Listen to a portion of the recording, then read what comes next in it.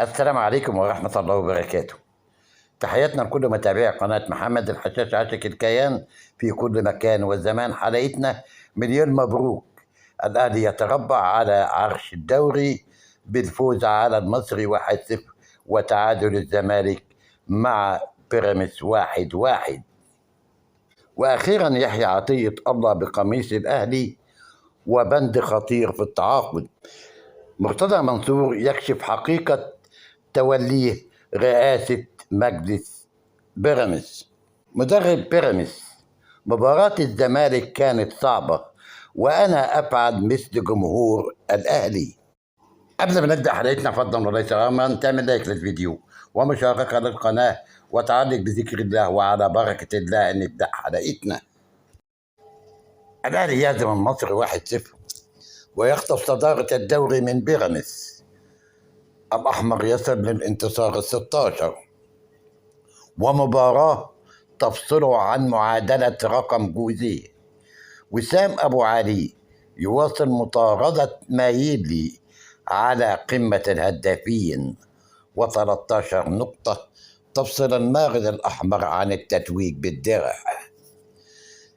تغلب فريق الأهلي على المصري البورسعيدي بهدف نظيف في المباراة التي جمعتهما مساء اليوم الجمعة على استاد برج العرب المؤجلة من الأسبوع 18 للدوري المصري الممتاز. ووصل الفريق الأحمر للانتصار رقم 16 على التوالي في مسابقة الدوري. بهذا الفوز ارتفع رصيد الأهلي إلى 69 نقطة يرتقي بها إلى صدارة الدوري لأول مرة منذ بداية الموسم، بينما توقف رصيد المصري عند 52 نقطة في المركز الثالث، حيث استفاد الفريق الأحمر من تعادل بيراميدز منافسه على الصدارة مع الزمالك الذي لعب بروح رياضية بهدف لكل فريق. ورغم تساوي الفريقين ب69 نقطة، ولكن يتفوق الأهلي بالمواجهات المباشرة وفارق الأهداف. مليون مبروك للأهلي، مليون مبروك. مكانه الطبيعي هو صدارة الدوري. عيب اتلموا. مرتضى منصور يكشف حقيقة توليه رئاسة بيراميدز. يا أيها الفشلة دلاديل عباس، انتظروا المفاجآت قادمة. كشف مرتضى منصور رئيس نادي الزمالك السابق حقيقة ما تردد عن ترشحه لخلافة ممدوح عيد على رئاسة نادي بيراميدز خلال الفترة المقبلة. ونشر مرتضى منصور عبر حسابه على فيسبوك رسالة لمروج الشائعات بأنني سأتولى رئاسة نادي بيراميدز. عيب اتلموا. لو عرض علي رئاسة نادي ريال مدريد أو برشلونة سأرفض دون تفكير. وأضاف: مع احترامي لنادي بيراميدز ومالكه، رئاسة نادي الزمالك الذي تشرفت برئاسته على مدار 20 عاما شرف لا يضاهيه أي شرف.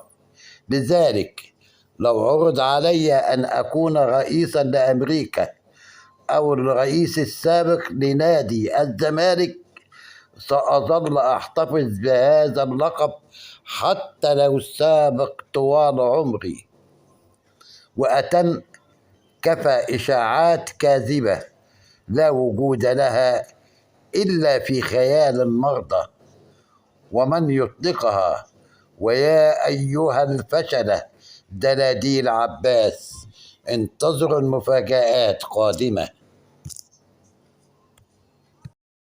وأخيرا المغربي يحيى عطية الله بقميص الأهلي وبند خطير في التعاقد. حقق أمير توفيق مدير التعاقدات في صفوف النادي الأهلي نجاحا بشكل قوي في حسم التعاقد مع المحترف المغربي يحيى عطية الله في انتقالات الصيف، ليزيح عن كاهل المدير الفني حمل الجانب الأيسر الذي يلعب به حاليا كريم فؤاد عقب إصابة علي معلول. وتضع إدارة النادي الأهلي حاليا الرتوش الأخيرة لضم يحيى عطية الله ليكون ضمن قائمة المارد الأحمر في الموسم الجديد، حيث وصلت المفاوضات إلى مرحلة متقدمة. ويرغب يحيى عطية الله في ارتداء قميص النادي الأهلي خلال الموسم الجديد، وذلك رغم العروض المحلية المقدمة لضمه من جانب بيراميدز والزمالك وبعض الأندية الروسية والمغربية. ويتفاوض النادي الأهلي لضم يحيى عطية الله على سبيل الإعارة لمدة موسم واحد، ويرصد المجلس الأحمر 500 ألف دولار. ترفض إدارة فريق سوتشي الروسي وجود بند شراء في عقد يحيى عطية الله مع النادي الأهلي بشكل عام، حيث ترغب فقط في رحيل اللاعب على سبيل الإعارة. ويحاول النادي الأهلي وضع بند في العقد بشأن شراء عقد النجم الدولي المغربي يحيى عطية الله بقيمة $1,000,000، ولكن تتحفظ إدارة فريق سوتشي الروسي على هذه الخطوة.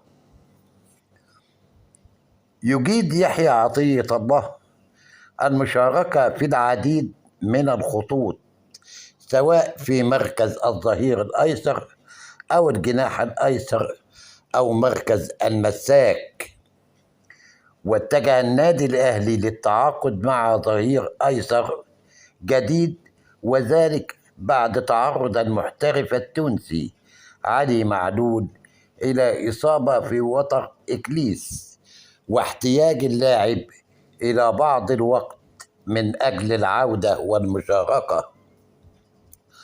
وقال محسن المعادي وكيل عطية الله لإحدى القنوات التلفزيونية: هناك اتصال بيننا وبين أمير توفيق، ونحاول رؤية كيف تتم الصفقة سواء إعارة أو انتقال نهائي. وأضاف: هناك اتصالات من فرق أخرى، لكن اللاعب يفضل الانتقال إلى الأهلي. رغبة يحيى عطية الله هي اللعب للأهلي. هناك أندية سعودية وتركية وروسية وحتى مصرية تريد ضمه، لكنه يريد الانتقال للأهلي. مدرب بيراميدز: مباراة الزمالك كانت صعبة، وأنا أفعل مثل جمهور الأهلي. أكد الكرواتي مدرب فريق بيراميدز أن مباراته أمام الزمالك كانت صعبة، وأنه كان يعي هذا الأمر تماما، مشيرا إلى أن الخسارة من الأهلي أثرت على فريقه ذهنيا وبدنيا، لكنه سعيد بالمستوى الذي قدمه في الشوط الثاني أمام الزمالك. وتابع مدرب بيراميدز أن الفريق سيحارب حتى النهاية، وأنه لن يتكلم عن مباراتي الأهلي لأنه حضر إلى مصر للعب كرة القدم والحديث عنها فقط، لذلك لن يتكلم عن أحداث مواجهتي الأهلي.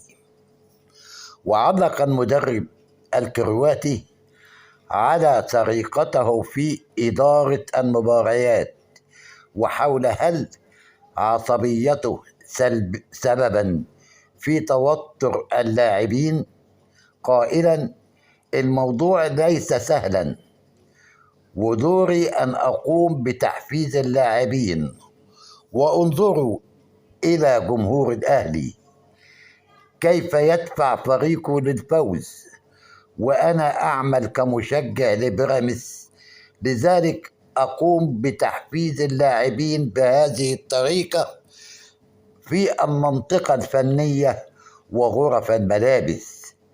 فأنا أؤمن بمشروع بيراميدز وأقوم بتدعيمه للنهاية.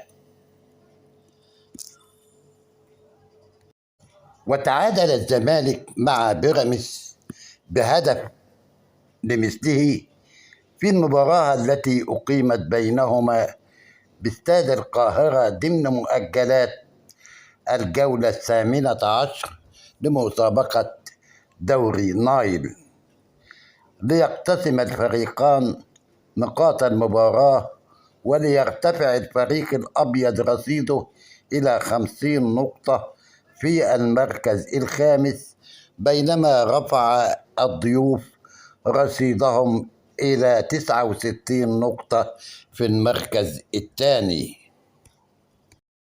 قبل ما نختم حلقتنا، فضلا وليس أمرا، تعمل لايك للفيديو ومشاركة للقناة وتعلق بذكر الله. وإلى اللقاء في حلقة جديدة من قناتكم، قناة محمد الحشاش عاشق الكيان، والسلام عليكم ورحمة الله وبركاته.